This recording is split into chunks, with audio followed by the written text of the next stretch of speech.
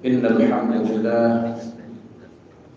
نحمده ونستعينه ونستهديه ونستغفره ونعوذ به من شرور أنفسنا وسيئات أعمالنا من يهد الله فلا مضل له ومن يضلل فلا هادي له أشهد أن لا إله إلا الله وحده لا شريك له وأشهد أن سيدنا ونبينا محمدا عبده ورسوله من لا نبي بعده اللهم صل وسلم على سيدنا محمد مفتاح باب رحمة الله عدد ما في علم الله صلاة وسلاما دائمين بدوام ملك الله وعلى آله وصحبه اللهم رب اشرح لي صدري ويسر لي أمري واحلل عقدة من لساني يفقهوا قولي سبحانك لا علم لنا إلا ما علمتنا إنك أنت العليم الحكيم اللهم ارزقنا فهم النبيين وحفظ المرسلين وإلهام الملائكة المقربين اللهم أغننا بالعلم وزينا بالحلم وأكرمنا بالتقوى وجملنا بالعافية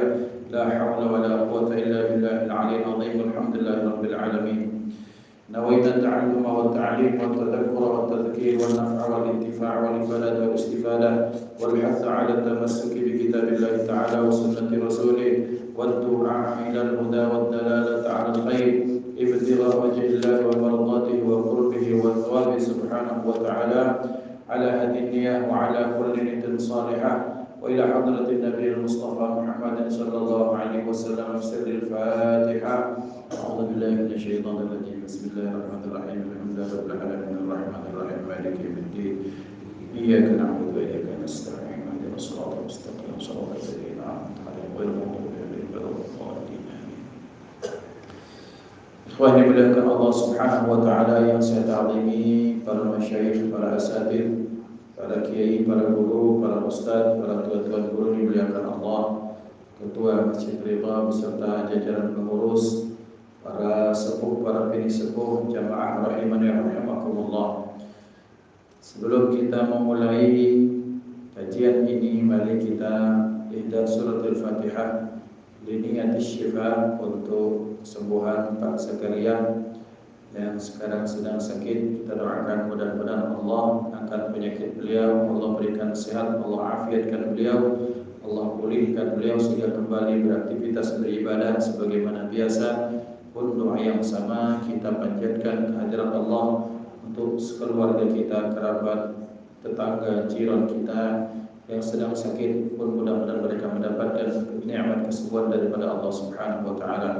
Ala hadhihi wa ala kulli niyatin salihah wa ila hadratin Nabi Mustafa Muhammad sallallahu alaihi wasallam bismillahil Fatihah. A'udzu billahi minasyaitonir rajim. Bismillahirrahmanirrahim. Alhamdulillahirabbil alamin arrahmanir rahim maliki yaumiddin. Iyyaka na'budu wa iyyaka nasta'in. Ihdinas siratal mustaqim. Siratal ladzina an'amta 'alaihim ghairil maghdubi 'alaihim waladdallin. Ikhwan yang dimuliakan Allah Subhanahu wa taala, fa insyaallah bergiliran bulan yang lalu kita membahas tentang kitab Tanbihul Mu'tarid, maka pada hari ini insyaallah bismillah kita akan membahas tentang kitab Arba'in Nawawiyah yang dikarang dikumpul oleh Imam An-Nawawi. Bismillahirrahmanirrahim.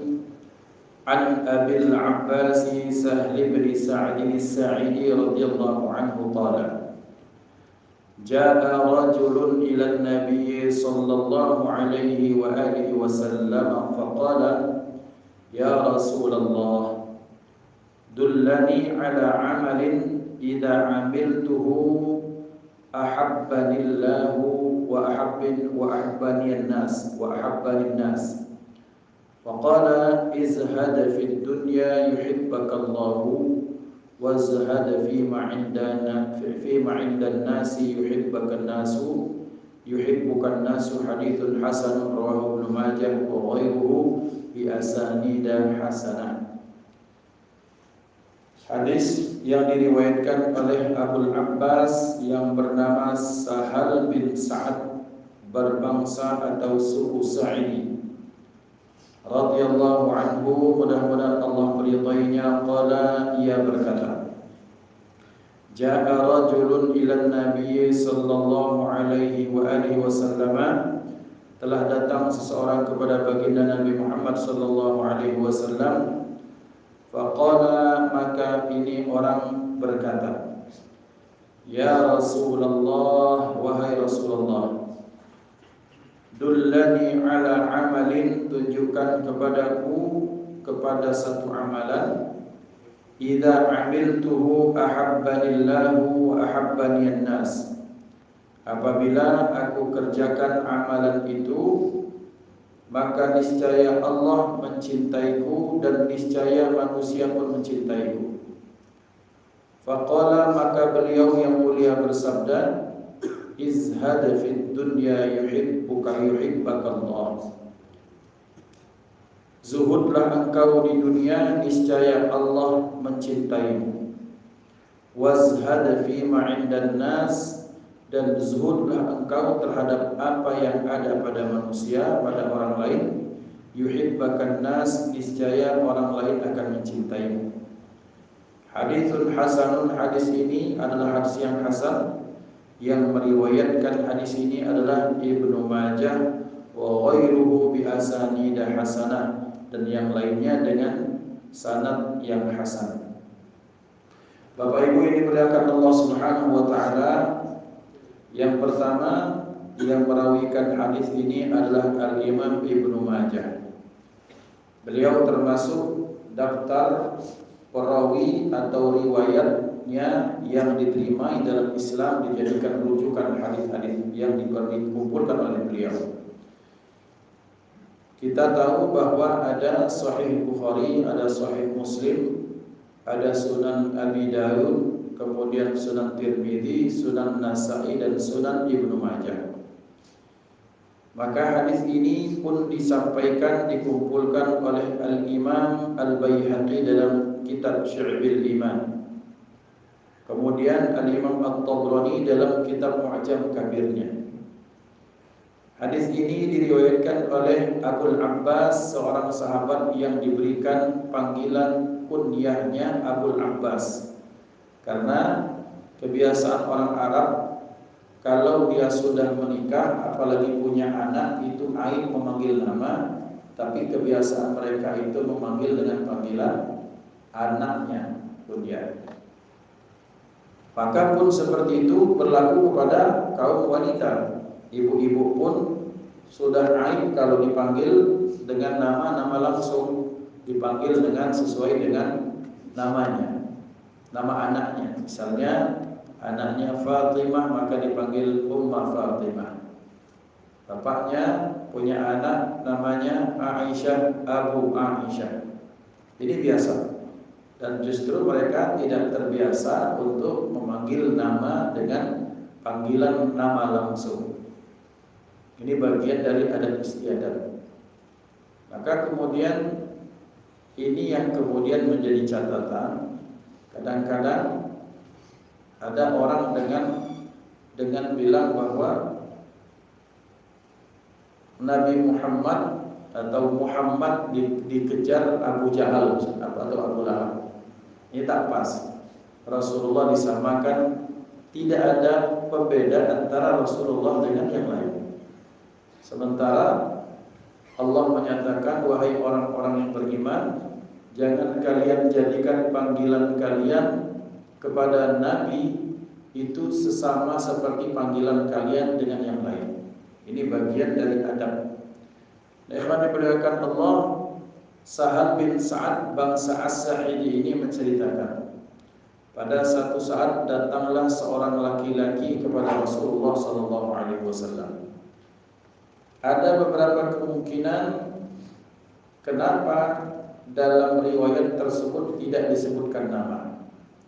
Satu kemungkinannya, bahwa orang tersebut memang bukan berasal dari Madinah.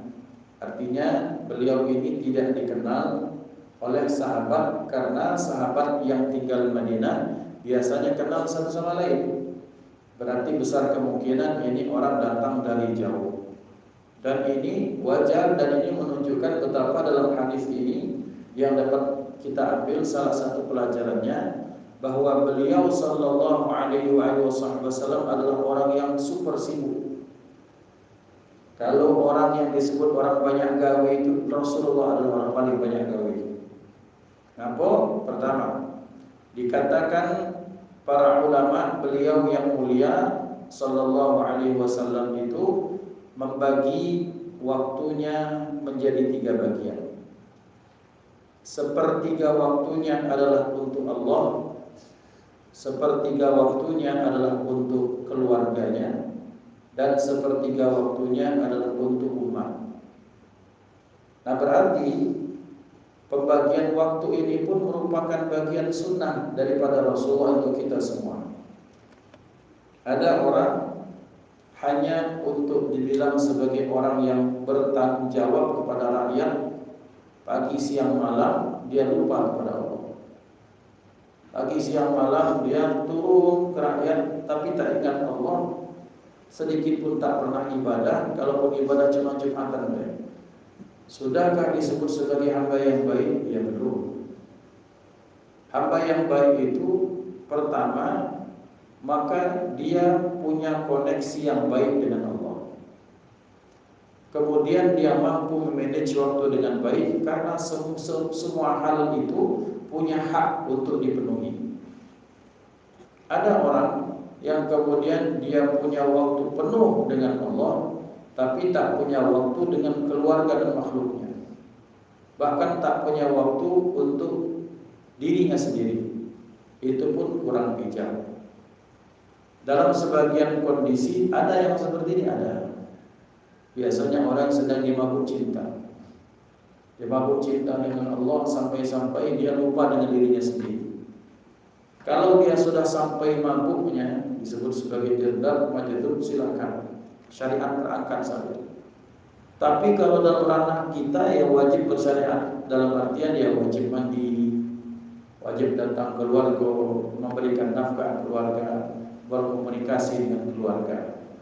Maka ikhwan dimuliakan Allah Subhanahu wa taala, beliau sallallahu alaihi wasallam adalah orang yang masya Allah sempurna lahir batinnya, dan beliau tetap membagi waktunya dengan 3 hal ini. Ada orang yang betah sekali di luar, tak betah di rumah, ngisi pengajian di mana-mana, kemudian kepada umat, masya Allah, tapi dengan bini tak seteguran, dengan anak tidak ada komunikasi. Sudah baikkah dia dalam bab hablum minan nas di luar? Baik dia, tapi sebagai orang yang bertanggung jawab untuk memberikan nafkah. Nafkah ini bukan duit baik, Pak. Nafkah ini bukan duit baik kalau disebut sebagai nafkah batin, atau ada bentuk komunikasi juga merupakan bagian dari sunnah Rasulullah yang diberlakukan dalam keluarga. 3 waktu ini harus ada pada kita.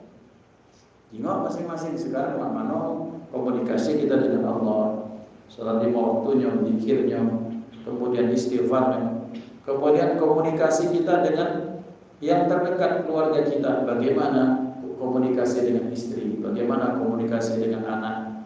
Pernah ada anak begitu alam, bahasa Palembang kita alam dah. Alam itu pengen dimanja, diperhatikan. Bahkan ya ikhwan, jadi tahaddusan bi ni'matillah. Bahkan ada beberapa orang tua, yai kadi atau di dusun di Layo, banyak nian wong itu bahkan dah punya anak masih dipanggil bujang. Oi bujang, kau nak kemana? Bukan bujang belum kawin, lah beranak dia ini, anak dia besar SD, masih dipanggil upik. Kopek bahasa kita kan bukan kopek sekayu, bukan. Kopek di layar itu artinya bayi. Masih dipanggil, oh my baby, dipanggil. Nah, ikhwan dimuliakan Allah, ini bagian dari kewajiban orang tua, entah ayah, entah bunda, kepada anak, karena wajib berkomunikasi. Karena beliau sallallahu alaihi wasallam pun menyediakan waktu untuk keluarga, dan beliau menyediakan waktu untuk umat. Nah, umat ini terbagi 2 dari aspek kenal atau tidak berjarak. Beliau menerima sahabat yang jauh, pun beliau akan tetap menjaga komunikasi dengan yang dekat. Maka kalau ada orang bilang saya sibuk banyak gawe, sebanyak gawe kamu, kiapo kita dibanding Rasulullah Sallallahu Alaihi Wasallam. Beliau ini menerima laporan orang munafik bikin ulah ya Rasulullah, diterima. Kemudian mendengar kabar laporan ya Rasulullah, orang sahabat-sahabat kita yang dai, yang diutus kemana-mana, diintimidasi, diterima oleh beliau. Kemudian ya Rasulullah, datang orang-orang kafir Quraisy nak gempur kita, diterima.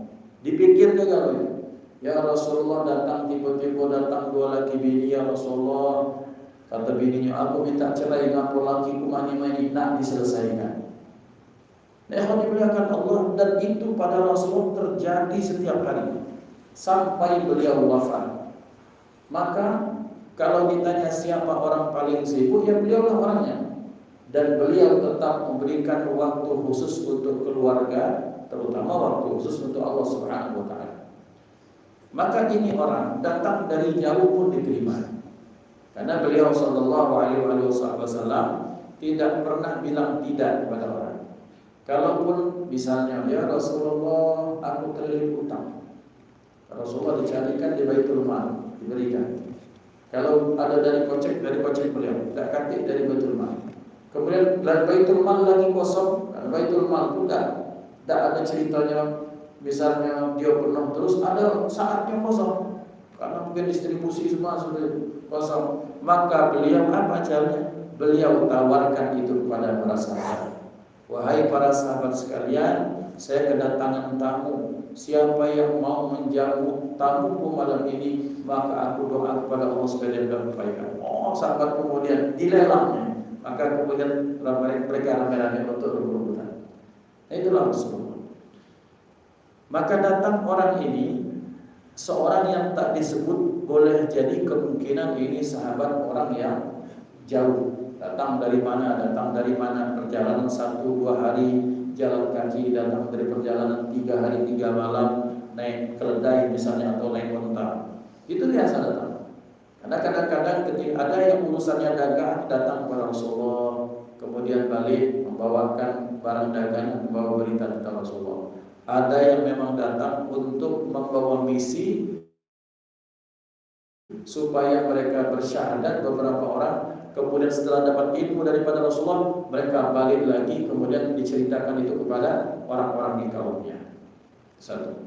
Yang kedua, kemungkinan kenapa seseorang itu tak disebut. Yang kedua, untuk menutup aib dalam kondisi kalau terjadi kasus.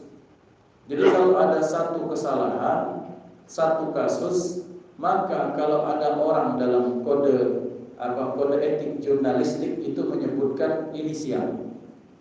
Walaupun sekarang inisial itu di zaman teknologi informasi ini sudah tak berfungsi banyak. Kan orang langsung nyorot langsung ke mukanya ke apa seperti itu. Tetapi dalam Islam tetap bahwa kita tak boleh menyebut nama orang secara langsung, karena ini merupakan bagian dari aib seseorang.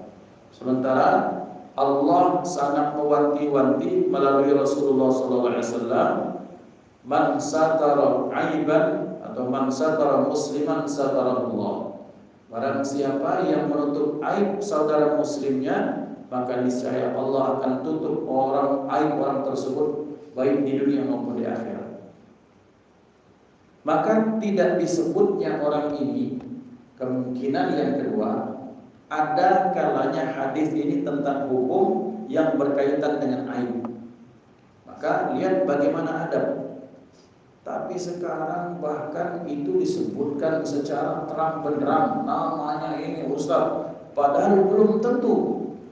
Pernah ada yang datang bertanya, Ustaz fulan bin fulan berzina. Alhamdulillah saya bilang, kamu tahu dari mana dia berzina? Dia ini, kamu terjengok dengan mata. Tidak Ustaz, tapi dia yang datang berjalan terus. Maka dikatakan ulama, bab al-babu fil muamalah, bab dalam muamalah yang dikedepankan adalah husnullah. Maka Ustaz, tapi dia itu bini orang lain. Dan sekarang dalam tuduhan berzina, Bapak Ibu, itu wajib mendatangkan 4 saksi laki-laki yang melihat langsung dengan matanya, 4 saksi laki-laki. kemudian betul-betul melihat, dan mereka kita kenal sebagai orang yang adil, bukan pendosa. Nah, kalau diperlihatkan Allah, lihat betapa ternyata dalam Islam kita berhati-hati dalam tuduhan. Karena dalam Islam, kalau kita tak terbukti dalam menurut hukum bahwa fulan bin fulan itu bukan pelaku dosa, maka yang menuduh itulah yang akan menjadi tertuduh di akhirat. Jadi tuduhannya balik ke orang tersebut. Makanya Ahlus Sunnah wal Jamaah sangat mewanti-wanti jangan gampang-gampang menyalahkan orang lain. Jangan mudah lisan ini membid'ah-bid'ahkan orang lain. Jangan mudah kita menuduh orang lain itu khurafat, bahkan musyrik, bahkan kafir. Kalau di sisi Allah yang kita tuduh itu tak terbukti kafir, tak terbukti ahli bid'ah, tak terbukti ahli khurafat, maka tuduhan itu akan Allah kembalikan kepada kita. Kan ngeri itu. Berarti tidak usah melok tren sekarang, tren zaman sekarang ini tren juhala, tren orang bodoh, tren orang yang gampang dibakar hawa nafsu dan emosinya dengan gampang sekali menyalah-nyalahkan orang lain. Hanya tak sepaham dengan dirinya. Ngapo? Satu, kalau memang terbukti orang itu sesuai dengan tujuan tuduhan kita, untungnya apa bagi itu? Satu. Yang kedua, kalau tak terbukti jelas bahaya untuk itu. Ya, jadi ya sudah, dia tetap muslim, namanya muslim, dia masih semuanya khair min ahlil khair. Nah, ikhwan billah. Tetapi kata ulama, ada kebolehannya kadang-kadang orang tersebut disebutkan nama. Apa salah satunya untuk mengentaskan hukum di pengadilan. Baik Pak, fulan bin fulan dia telah melakukan ini itu. Siapa? Dia suami saya. Siapa namanya? Disebut nama karena untuk hukum. Yang kedua untuk persaksian. Untuk memberikan persaksian. Benar kamu lihat pelaku itu adalah ini? Iya, benar bahwa dia adalah fulan bin fulan itu. Nah, itu boleh. Tapi kalau untuk bertanya samar kepada Ustaz, makmanalah Ustaz, hukum makan pempek, makan limau, ngaku tiga. Padahal dia dewek yang melakukannya. Siapa itu? Ada Ustaz hamba Allah. Hamba Allah. Dia itu dulunya hamba Allah itu kenalah hukumnya. Yang mana tidak kenal dia dewek. Dia tuh makan pempeknya tuh makan limau ngaku tiga. Mana hukumnya Ustaz? Dia jelasin ini. Nah itu seperti itu. Nah, selama Allah telah menutup aib kita atau menutup aib seseorang, ya sudah tutupkan itu. Apa sih untungnya bagi kita? Tak ada sedikit untung bagi kita untuk membuka aib orang lain. Ikhwan dimuliakan Allah. Tetapi hadis ini kan bukan hadis berkaitan tentang aib. Maka berarti orang ini adalah orang jauh yang datang dari jauh sengaja belajar kepada Rasulullah SAW. Yang ketiga yang dapat kita ambil dari hadis ini, bahwa kita ini disunnahkan safar untuk menuntut ilmu. Kata Imam Syafi'i, safir tajid iwadan amman tufariquhu wansab fa inna ladidhal 'aishi fin nasabi. Musafirlah engkau untuk menuntut ilmu, niscaya engkau akan mendapatkan ganti dari siapa yang kau tinggalkan. Maka anak-anak kita merantau, misalnya merantau ke Oki, merantau ke Jawa, merantau ke Kalimantan. Di sini dia punya bestie, punya kawan akrab. Di sana akan Allah gantikan dengan teman yang baru. Di samping itu dia akan dapat pengalaman, ilmu, hal-hal yang baik. Nah, kita lihat Bapak Ibu, kebiasaan orang-orang terdahulu, para salihin, para salihat, mereka gemar merantau untuk menuntut ilmu, untuk membuka wawasan. Alal aqalli, sedikit-dikitnya kita ini merantau dari masjid ke masjid, merantau dari majelis ke majelis, supaya tidak kita orang yang fanatik betul dengan pendapat kita dari. Yang kedua, supaya kita membuka wawasan bahwa pendapat Islam dalam Islam itu luas. Yang ketiga, supaya kita punya banyak kawan. Yang keempat, supaya boyok kita ini duduk di satu tempat, maka tempat itu akan bersaksi di akhirat. Kalau duduk di Masjid Ridho, Masjid Ridho jadi saksi. Tapi Masjid Ridho ngaji, Masjid Akbar ngaji, Masjid Taqwa ngaji, di Masjid Baitur Rahman, entah Baitur Rahman mana, alam banyak Baitur Rahman di mana duduk, maka itu akan jadi saksi di akhirat. Tidak tercukup di masjid, di majelis ini, majelis ini, majelis ini. Karena setiap majelis pasti punya kebaikan. Ambil yang baik. Maka ada kebiasaan musafir atau melakukan perjalanan. Sahabat ini merantau dari kampungnya berangkat kepada Rasulullah sedang dia menuntut ilmu.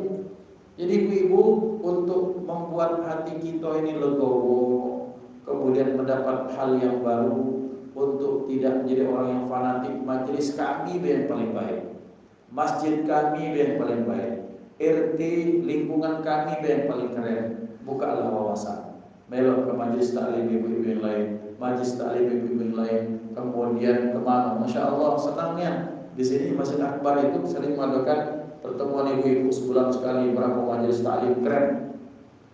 Itu patut kita inisiasi. Kapan itu mengadakan pengajian itu, misalnya sekali dunia anak ini kita panggilkan. Kita datang ke pusat dari mana? Itu kan keren. Tidak cukup salibar yang kira-kira. Lihat dimuliakan Allah. Kalau ngaku, kalau dengan merantau itu kan kita banyak dapat ilmu, teman, pengalaman, hal-hal yang baru, terupanya wawasan. Maka ini sahabat merantau. Dan bapak-bapak, supaya safar kita kemudian jadi kebaikan. Misalnya nih ya, karena Wiwin ini kan merantau ke Jawa. Dalam rangka misalnya nak meminang, bukan beliau untuk beliau, maksudnya untuk Ramadan Nepal. Maka kita yakin dan beliau ini datang ke masjid di Jawa situ, belok ikut pengajian, sudah masuk dalam rangka safar dalam bentuk ilmu. Jadi bukan sekedar untuk misalnya kita kondangan ke Jawa, kalau nak datangi pihak besan, maka datangi masjid jadi majelis, kita duduk walau setengah jam, fa insyaallah itu akan menjadikan safar yang sangat berkah dari Allah SWT.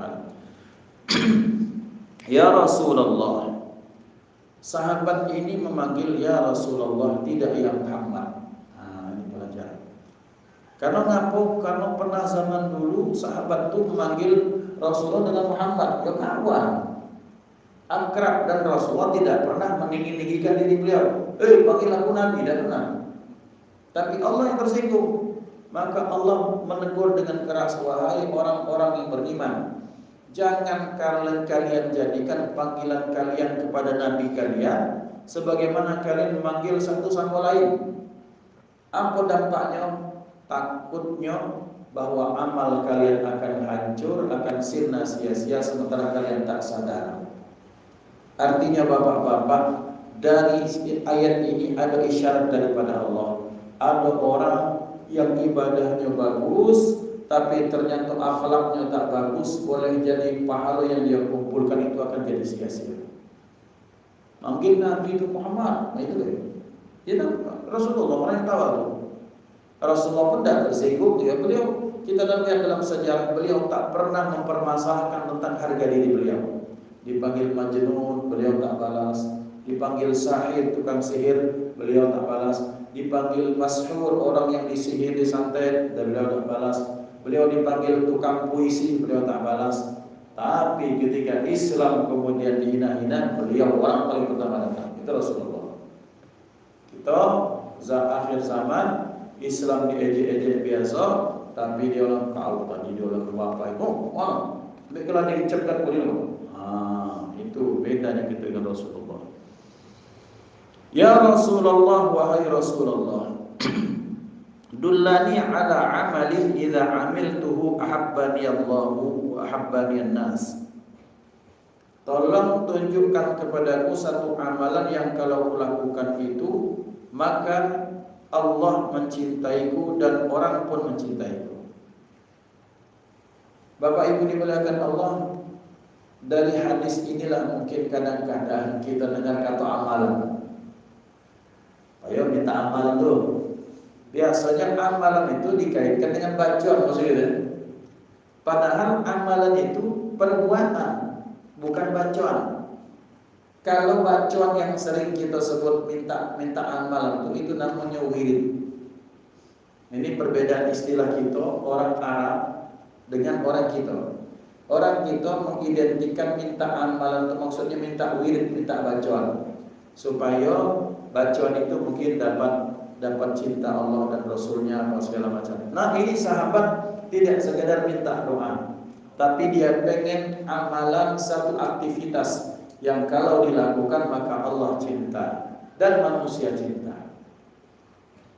Mencari perhatian Allah, mencari perhatian manusia merupakan bagian dari fitrah, kebutuhan manusia. Yang kemudian yang jadi masalah adalah betapa di antara manusia mereka lebih terkadang dan banyak hal mereka lebih mementingkan perhatian manusia dibandingkan dengan perhatian Allah. Dan di situ letak masalahnya. Kalau nyingok ustaz yang datang dikit, tasibnya nilai. Coba lah sisa rame, datang keren, banyak, diam, aman. Nah, ini cari perhatian manusia loh. Cari simpati manusia. Cari penyingoan manusia. Sementara dia tak memperhatikan pandangan Allah Ta'ala. Tapi ada orang yang biasa nak banyak, nak dikit, nak dua, nak tiga, nak sebiji manusia kita ngaji. Nah, ini orang mencari perhatian Allah Subhanahu Wa Ta'ala. Karena kenapa? Karena Bapak Ibu, kalau kita yakin bahwa majlis yang kita lakukan lillahi ta'ala kita lakukan, yang ngajar, yang belajar semuanya lillahi ta'ala, maka yang hadir itu bukan sekedar manusia. Jin muslimnya hadir, makhluk-makhluk yang lain yang muslimnya hadir, kemudian para malaikat itu hadir, maka semuanya itu bisa hadir di tempat tersebut. Cuma karena kadang-kadang kita melihatnya dengan mata zahir, maka kita senang, wah ini ramai manusia. Kalau sepi, tidak semangat, lesu gitu. Nah ini bagian dari tantangan manusia. Padahal banyak acap kali terdengar kisah bahwa ada di satu musala kecil, kemudian yang ngajar kiai, ngajarnya yang hadir dulu. Tapi ketika ada orang yang bilang, Allah kami musala itu isinya orang yang hadir, karena orang lihat itu Allah berikan penglihatan seperti itu. Ketika ditanyakan kiainya nyengir, yang hadir malaikat, yang hadir makhluk-makhluk jin atau apapun itu namanya. Nah tapi ya ikhwan, tetap bahwa pikiran kita bukan kepada makhluk itu, bukan ke malaikatnya, bukan ke jinnya, tapi tetap kita kepada Allah. Maka tetap kalimat sakti yang diajarkan kepada kita, ilahi anta maqsudi wa ridhaka matlubi. Ya Rabb, Tuhanku, anta maqsudi, engkaulah maksud kami, tujuan kami. Dan cita-cita kami, harapan kami apa? Supaya dapat ridha. Maka ini sahabat bertanya tentang sesuatu yang paling besar, yang paling induk. Ya Rasulullah, tunjukkan, ajarkan kepada saya satu aktivitas yang kalau saya lakukan aktivitas itu Allah mencintaiku dan manusia pun menyenangiku. Maka Nabi Daud alaihissalam pernah mengajarkan kepada kita wiridnya. Nah ini wirid, bahasa kita amalannya. Allahumma inni as'aluka hubbak. Ya Allah, aku bermohon meminta cinta. Wa hubba man yuhibbuk, dan aku minta cinta orang yang mencintai. Wal amal alladhi, ada yang menyatakan yuballighuni, ada yang menyatakan yuqarribuni ila hubbik. Dan kami minta aktivitas yang mendekatkan kami kepada cinta. Ya Rabb, jadikan cintamu kepada kami lebih kami cintai dari aku mencintai diriku dewi. Ya Allah, aku lebih jadikan itu lebih daripada aku cinta pada keluargaku maupun cinta kepada sayang kepada harta bendaku. Dan dari air yang dingin di saat di gurun pasir yang tandus yang hampir mati ada banyu dingin. Karena kalau sudah di gurun Sahara, tidak minum-minum sehari semalam di gurun Sahara, panas terik 50 derajat, emas tidak bunuh lagi. Presiden tidak bunuh lagi. Banyak pengikut tidak bunuh lagi. Yang bunuh adalah menyelamatkan nyamuk dengan seteguk air. Maka ikhwan dimuliakan Allah Subhanahu wa taala, berarti ternyata dinyatakan dalam doa, ya Allah jadikan cintaku kepadamu bahkan mengalahkan cintaku pengen banyu yang dingin dalam kondisi yang sangat tandus dan gersang. Ini doa Nabi Daud alaihissalam. Nak belajar, pakai minta bukan Daud ini. Cuman ada caro ayam datang sudah ninjau amalan minta payukan Daud baca 100 sedikit untuk penyambung silaturahim. Nah ini musibah umatnya ini. Ya, ikhwan dimuliakan Allah. Ya Rasulullah, tunjukkan kepadaku satu amalan yang apabila aku kerjakan itu Allah cinta kepadaku. Ikhwan dimuliakan Allah Subhanahu wa taala. Cinta adalah satu kondisi di mana perhatian, kasih, sayang tertuju pada sesuatu. Dan ketika kasih, sayang, kemudian perhatian tertuju pada sesuatu, maka biasanya orang tersebut akan terus mengingatnya. Man ahabba syai'an katsura dzikru. Orang yang kalau mencintai sesuatu, maka satu cirinya dia sering mengingat atau menyebut. Kalau senang makan, gesahannya makan itu lapar mana? Datang ke jauh, mana makan lemak di sini. Kan password pertama, mana makan lemak di sini. Maaf tapi kalau orang hobi ini bedino, zina, datang setempat, mana budak belakang sini. Gitu. Orang datang, maka ucapan itu menggambarkan apa yang ada dalam benak dan hati. Jadi nak tengok karakter wong jingok bela omongannya apa? Yang dia bahasa itu, ay pening kepala, apa? Ini joran ini belum turun-turun, berarti hobi mancing. Ya, aku di hobi juga mancing masalah apa begini. Nah, ikhwan dimuliakan Allah. Jadi terjadi lihat kalau orang itu lihat apa yang dia bicarakan, biasanya itulah hobi. Ustaz, aku tidak ganti hobi apa-apa. Tak mungkin manusia ganti hobi, Pak. Kata Allah SWT kan, kalau tidak kecintaan kepada tentang wanita. Wal qanatir muqantara min ad-dhahab wal fiddah. Tak senang dengan tino, dia senang dengan batu cincin. Tak senang tino, tak senang batu cincin dengan apa? Dengan peliharaan, burung kah, ayam kah, sapi kah, kemudian apa kah? Ada kalau itu, namanya lanang pasti ada hobi kan. Tinggal kata Allah apa motifnya itu untuk mencintai sesuatu. Maka cinta sesuatu pasti akan ingat dan disebut terus. Dan di antara kita pasti cinta itu pacak dibuktikan. Apa bendonya? Ya benda barangnya. Itu sudah cinta. Pagi, siang, malam dicari pertama buka HP, belum tidur yang dicekal HP, bukan dicekal bini. Berarti itu cinta dengan HP. Itu sudah sederhana, tidak usah sebut-sebut lagi. Dan rata-rata kita menjadi pengamalnya, tidak usah nunjuk orang lain. Oh, Ustaz nunjuk. Tidak, masing-masing kita cuma itu. Jadi melihat bahwa kadar cinta kita akan sesuatu, lihat kebiasaan kita terhadap sesuatu tersebut akan kelihatan. Entah dari pikiran yang ingat, entah dari mulutnya yang berucap, itulah cinta.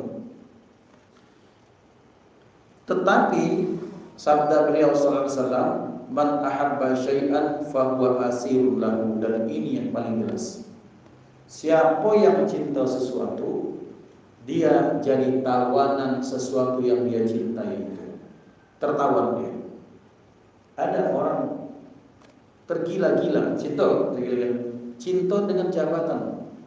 Maka dikatakan Imamul Haddad, orang kalau cinta dunia maka biasanya hilang agamanya. Tapi orang kalau cinta jabatan, agama dengan hartanya sekaligus hilang. Buktinya orang ketika untuk mengambil jabatan, mencari jabatan, banyak duitnya keluar dan harga dirinya dia buang. Kemudian agamanya dipertaruhkan. Kedukun datang, pohon beringin dia bertampung. ke kopi itu minjem kopi hitam, uang kilo dia minta wasiat macam-macam. Nah, hilang agama.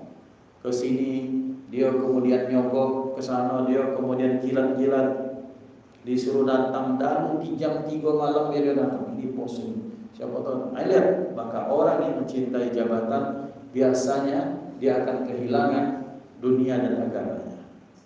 Maka ikhwan dimuliakan Allah Subhanahu wa taala. Orang yang mencintai sesuatu maka dia akan menjadi tawanan. Jadi orang ini Pak, zaman dulu ketika sebut merek, zaman lagi gilo BlackBerry, di Indonesia termasuk bangsa yang paling gampang dipermainkan oleh para kaum kapitalis.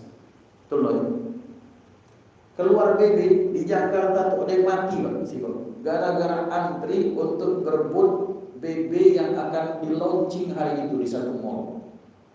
Buka mallnya jam 9 dan dari subuh Pak mereka antri. La ilaha illallah. Sampai ada yang mati.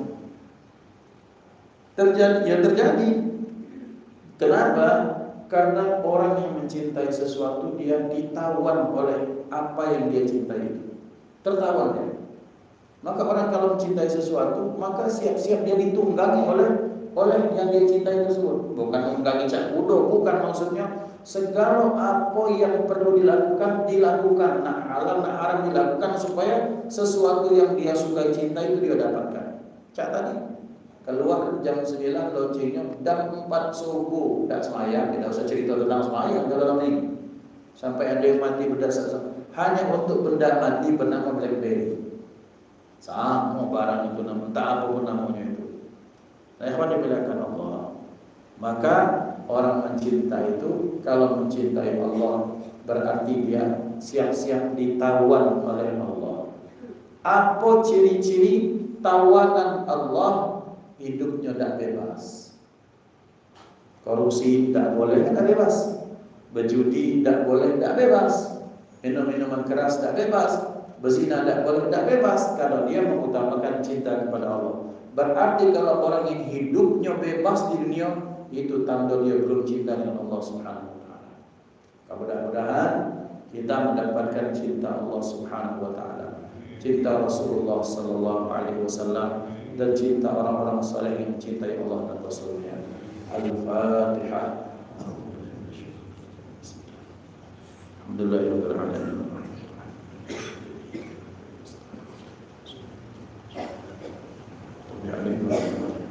Bismillahirrahmanirrahim. Alhamdulillahirabbil alamin. Allahumma shalli ala sayyidina Muhammad wa ala alihi wa ashabihi ajma'in. Allahumma ij'al jam'ana hadha jam'an marhuma wa tafarraqana min ba'dihi tafarruqan ma'suma wa la taj'al fina wa la minna wa la ma'ana syaqiyyan wa la mahruma.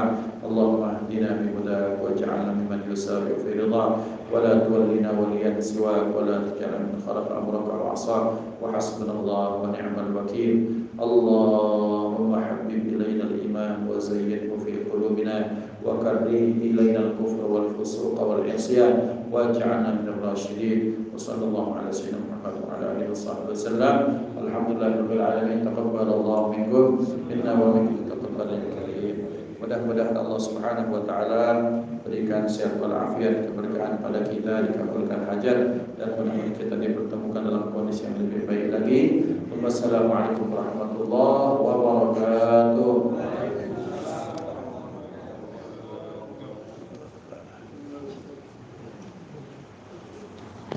Silakan. Ya. Abang silakan.